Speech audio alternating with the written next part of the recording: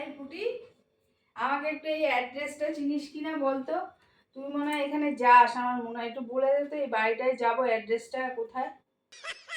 এইটা, হ্যাঁ এটা তো আমি চিনি। এই পাশের বাড়িতেই তো আমার বান্ধবী থাকে। দাঁড়াও শোনো বলছি।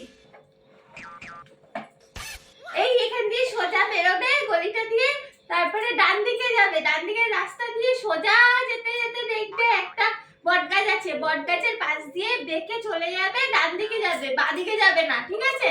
তারপরে হচ্ছে গিয়ে একটুখানি গিয়েই দেখবে কফি হাউস আছে, কফি হাউসে ঢুকবে না, তার ডান দিকের গলিটা দিয়ে সোজা চলে যাবে, সোজা গিয়ে দেখবে একটা বড় রাস্তা।